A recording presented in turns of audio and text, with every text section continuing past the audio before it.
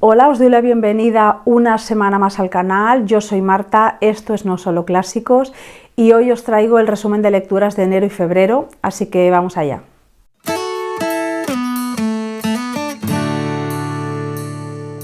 Sí, ya sé que es un poco raro traer el resumen de lecturas de un mes como febrero que no ha acabado, está casi mediado, como si dijéramos, pero se debe a que las lecturas que voy a hacer en las dos últimas semanas del mes no iban a entrar de ninguna manera en el resumen de lecturas porque están hechas con la idea de que aparezcan en vídeos temáticos que voy a grabar próximamente. Por eso lo llamo ya resumen de lecturas de enero y febrero, porque esas no entrarían de ninguna manera. Recordemos que yo empecé el año 2024 leyendo Ampliación del campo de batalla de Michel Houellebecq, que me pareció maravilloso, es una novela 5 estrellas y tiene su propia reseña en el canal.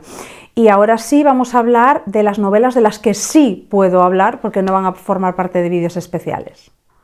Las moscas del otoño, de Irene Nemirovsky, es una novela muy breve, de menos de 150 páginas, de ahí que podáis utilizarla como lectura en el reto hashtag Club 150pag. Me decepcionó, tengo que decir que el final me decepcionó, aunque toda la novelita, me fue pareciendo maravillosa. Y el final, pues ya no. A ver cómo lo explico sin hacer spoiler. La historia se centra en la Rusia revolucionaria, donde una familia de terratenientes y su criada se ven obligados a huir a París, huyendo de la revolución, ¿no? La familia huye primero y la criada se queda un tiempo y le toca ver cosas horribles como el incendio del pueblo vecino, el incendio de la propia hacienda de los señores para los que ella trabaja, incluso ante sus narices el asesinato de uno de los miembros de la familia. Cuando finalmente se reúne con la familia en París, vemos el cambio tan enorme de vida, que en el caso de los terratenientes lo que echan en falta es simplemente el dinero, pero la criada lo que echa en falta es directamente Rusia. La vida que tenía en el campo, en esa casa en la que era una criada importante con muchos miembros del servicio a sus órdenes, y cómo en París no es nadie porque la familia ya no tiene dinero para tener un cuerpo de criados tan enorme. Además, al faltarles el dinero, pues el trato que tienen con ella ya no es el mismo. A ella la adoraban, la querían muchísimo y sin embargo empieza a recrudecerse el trato con ella, sobre todo de la generación más joven. Y se ve muy sola, añorando su tierra, ¿no? Añorando su amada Rusia, mientras que los terratenientes pues, se van amoldando a la vida en París. A pesar de tener mucho menos dinero, salen a la calle y van encontrando distracciones y cosas que hacer. Y frente a estos, que se adaptan a la vida parisina, nos encontramos con esta criada, que es representante en general de lo que es el pueblo ruso, amando en la distancia y añorando enormemente la tierra, ¿no? Su tierra natal, que es algo que parece que no extrañan tanto los terratenientes. Extrañan la posición económica, o por lo menos así queda en la novela reflejado. Me gustó mucho todo el desarrollo de la novela, me pareció sensible, me pareció delicada, pero de repente el final no lo comprendí. Es un final extremadamente sensiblero, muy efectista, que no era necesario, que ese mismo final, contado de una manera más natural y menos efectista y llamativa, pues hubiera sido mucho más creíble e incluso yo diría que mucho más dramático. No voy a contar nada más porque destrozaría la lectura de la obra. Aún así, aunque me decepcionó el final, sí que recomiendo su lectura, porque ya os digo que el 75% de la novela me pareció maravillosa. Otra de las novelas que leí es Maria Zev, de la italiana Paola Drigo, una novela muy breve que también encaja dentro de estas novelas de menos de 150 páginas, muy dura, que nos narra la vida y las condiciones en las que existen y subsisten unas mujeres, una madre y sus dos hijas, en la Italia rural. Concretamente ellas proceden de una zona de montaña. Bajan con un carromato, la madre está muy enferma y quien tira del carromato como si fuese un animal de carga es la hija adolescente, es María. Y bajan al valle para vender los cachivaches que llevan en este carromato y hasta que no los vendan todos no vuelven. Con el poquito dinero que sacan por ellos, pues con ello sobreviven todo el invierno. Se muestran las condiciones duras no solamente porque el trabajo es absolutamente bestial, porque cómo tienen que convivir con la enfermedad, porque no tienen medios para vivir más cómodamente. La madre no está en condiciones de viajar, la madre está muy enferma y sin embargo está viajando, pero es que también se ve pues, los abusos sexuales, ¿no?, que reciben en estos ambientes mujeres muy jóvenes que no tienen quien las defienda. Es, lo dicho, una novela muy dura que junto al lenguaje extremadamente seco y bestial con el que te muestra la realidad de estas mujeres, aparece también un lenguaje lírico y extraordinariamente maravilloso cuando describe el mundo que las rodea, esa naturaleza que tiene una potencia extraordinaria. La novela me dejó muy triste. Tiene un final de una violencia inusitada. Entiendo lo que la autora trataba de mostrar.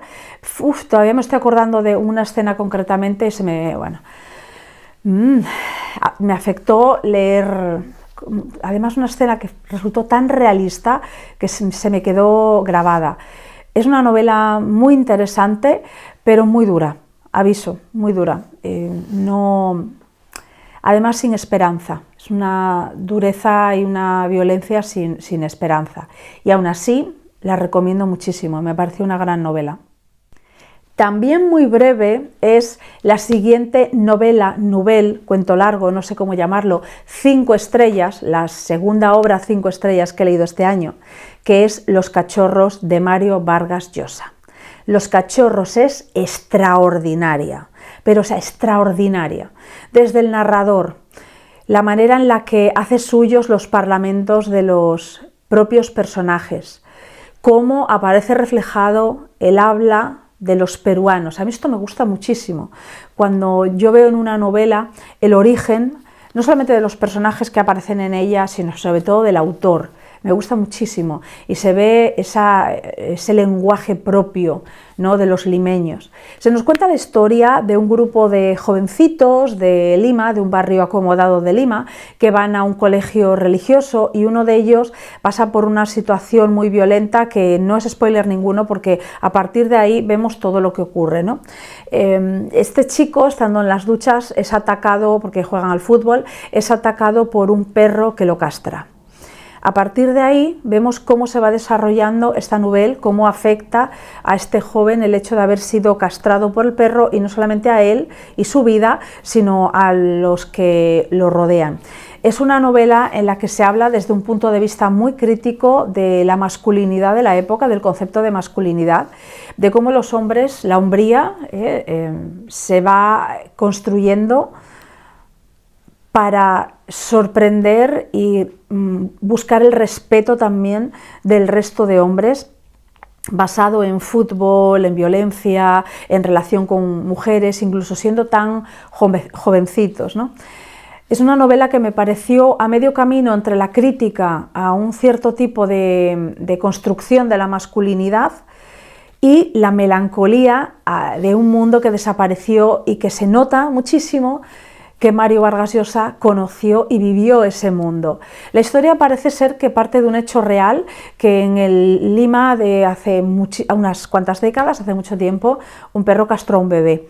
Y a partir de esa noticia que Mario Vargas Llosa leyó en la prensa, me parece, crea toda esta historia. Me gustó mucho, lo dicho, es una genialidad como escribe Mario Vargas Llosa y yo lo reivindico muchísimo. Y si no habéis leído a Mario Vargas Llosa y sois de los que pensáis, me cae tan mal que no voy a leer a Mario Vargas Llosa, de verdad, no sois tontos. Es como si porque te caiga mal Picasso, pues no vas a disfrutar de, yo qué sé, de la señorita Saviñón. Es absurdo, es absurdo. No hagáis esto, podéis seguir odiándolo a gusto si os apetece y no perderos a uno de los grandes autores del siglo XX. Los cachorros, novelón. Otra obra también brevísima, también encaja dentro de las 150 páginas, sería Matilda de Mary Shelley. Esta edición de Nórdica me pareció absolutamente preciosa, la vi en fotos en redes sociales y fui corriendo a la librería para comprarla. Es muy bonita la cubierta, me gustó la verdad mucho la traducción, pero la novela me dejó compungida, esa es la palabra. Me parece una muy buena novela, pienso que no está ni de lejos a la altura de Frankenstein, eso quiero dejarlo claro, pero me pareció una muy buena novela. Dicen que es bastante autobiográfica. Yo la verdad no conozco a fondo la vida de Mary Shelley, sí algunos datos curiosos sobre ella, Percy B. Shelley o el propio padre de Mary, ¿no? Y su madre, de su madre sé más que de ella, de Mary Wollstonecraft, pero parece ser que es bastante autobiográfica y quizá por eso me dejó tan mal. Es la historia de una joven que nace de un matrimonio en el que hay muchísimo amor y con ese nacimiento muere la madre, que es algo que es real. O sea, Mary Wollstonecraft murió dando a luz a la que más tarde sería Mary Shelley, ¿no? El padre, desesperado por esta muerte, no se ve capaz de criar a la niña y casi ni siquiera de verla porque el dolor es enorme. Entonces la deja al cuidado de una prima o una tía, ahora no lo recuerdo, de una familiar, y se va a recorrer el mundo para tratar de paliar ese dolor.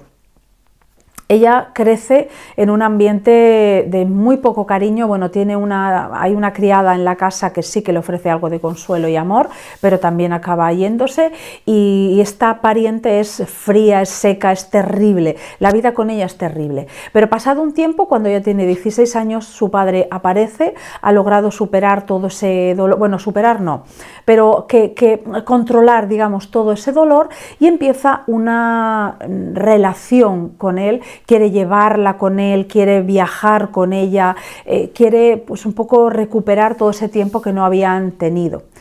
Pero poco a poco se desatan unos sentimientos totalmente inapropiados, y para que os hagáis una idea, es una historia que trata dos temas bastante tabúes, la verdad, que son el incesto y el suicidio.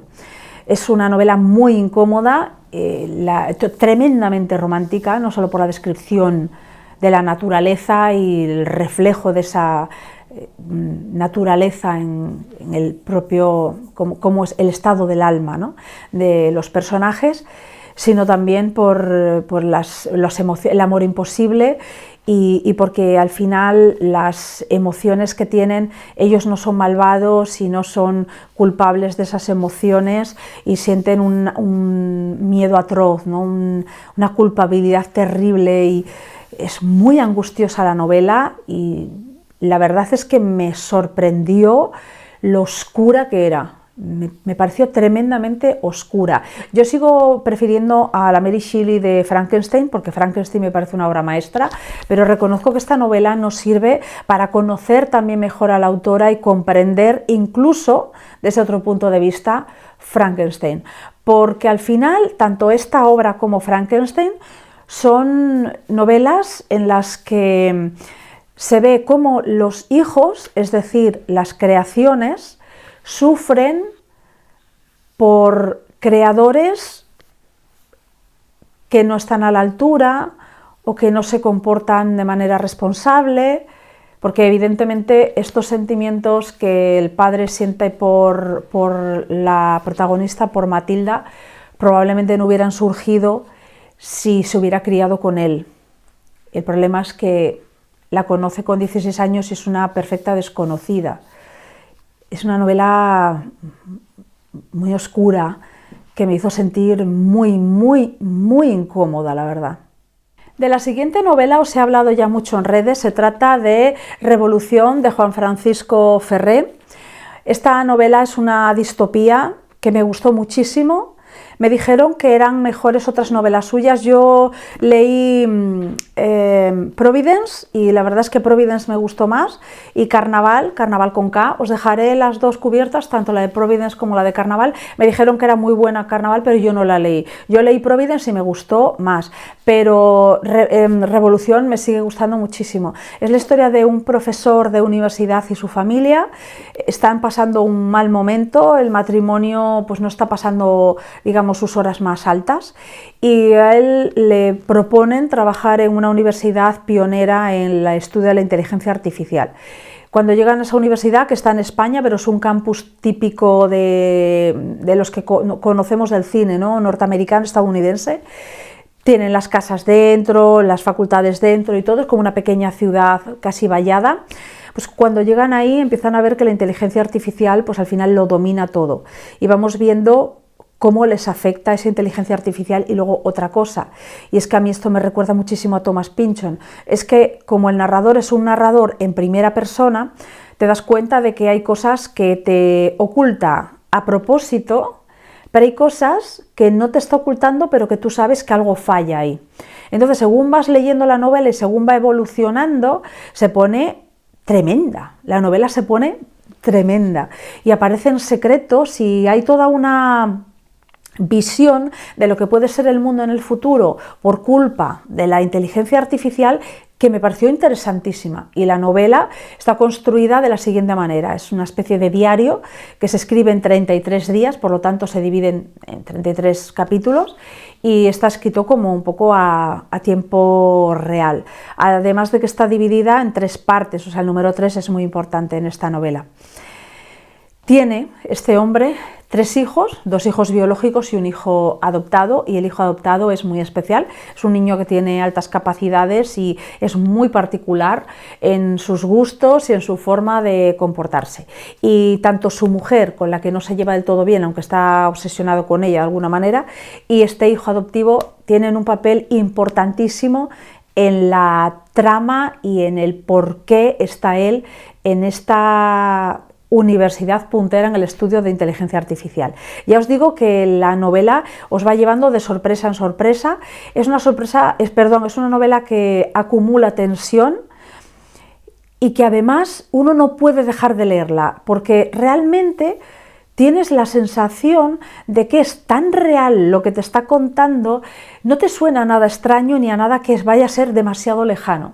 Te suena a un futuro muy cercano y es lo que la hace tan escalofriante. Os la recomiendo muchísimo. Yo, que soy de las que digo, no, yo voy a leer sobre todo clásicos porque la literatura actual me desilusiona mucho, pues este es uno de los pocos autores actuales que he leído que me parece que merece muchísimo la pena, en mi opinión, de los mejores autores que hay ahora mismo. Pero yo os digo, a mí me ha gustado mucho esta obra, pero Providence me gusta más todavía. No os he hablado tan a fondo de Revolución porque mi idea es, una vez que lea Carnaval, hacer un vídeo sobre el autor hablando de Providence, Carnaval y Revolución.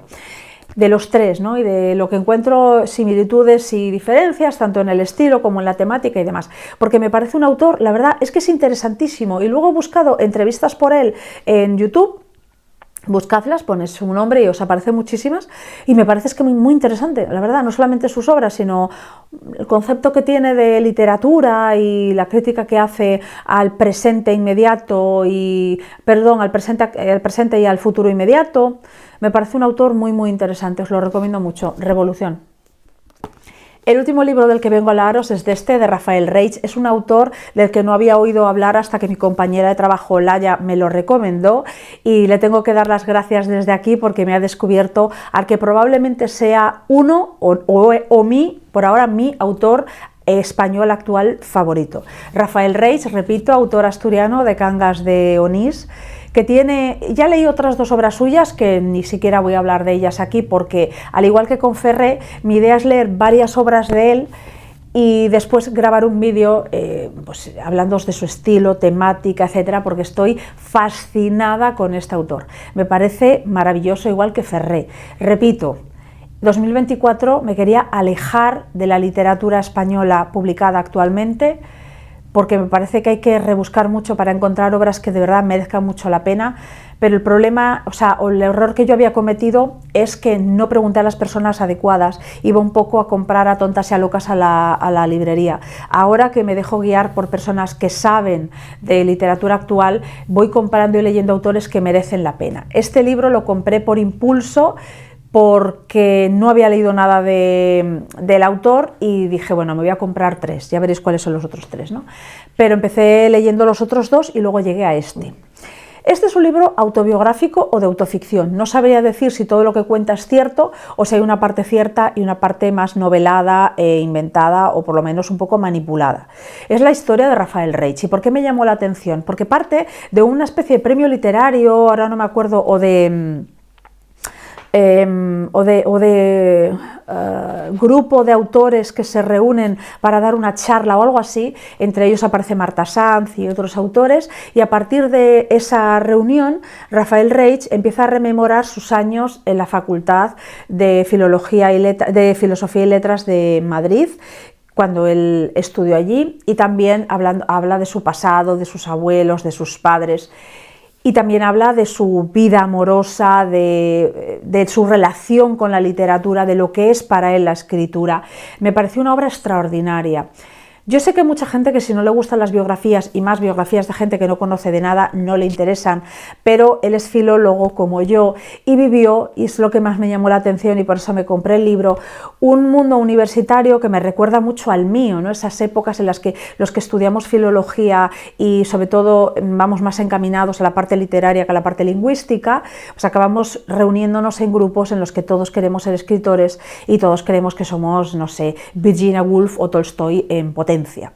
Y todos escribimos y todos nos leemos y comentamos lo uno y lo otro, comentamos también los libros que hemos leído, nos reunimos en torno a un profesor que tiene una tertulia literaria. Es decir, el mundo que cuenta él es el mundo que también viví yo, en mi caso en la Universidad de Oviedo. Cuando habla de su familia me parece de una valentía y de una honestidad intelectual extraordinarios. A mí este tipo de cosas es lo que me hace tener muchísimo respeto por los autores.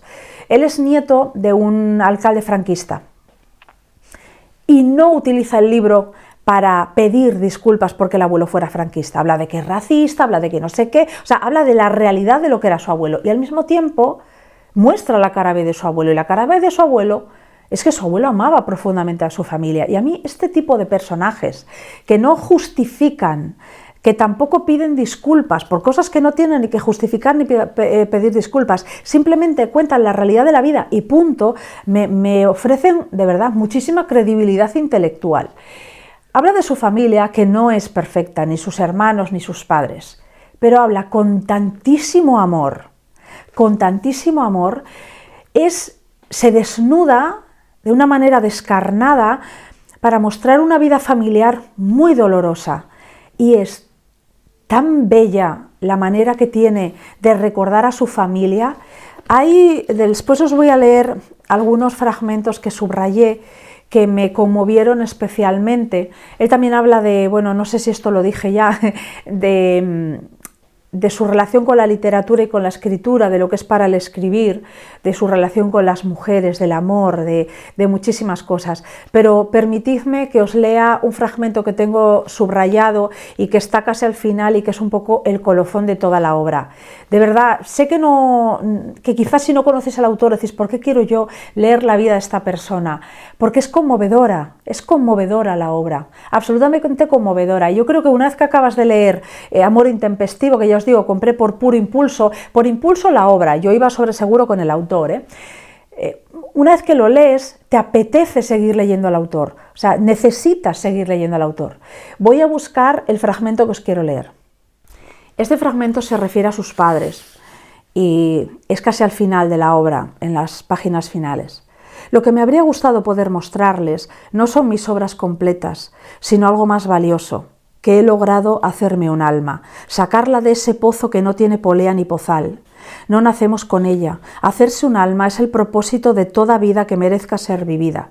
Ser escritor, ingeniero, licenciada en Derecho no es nada ni quiere decir que uno haya vivido. Llegar a ser bueno es la única aventura de la existencia, lo único para lo que vivimos. Es una obra no solamente escrita de maravilla, muy bien escrita, sino extremadamente conmovedora.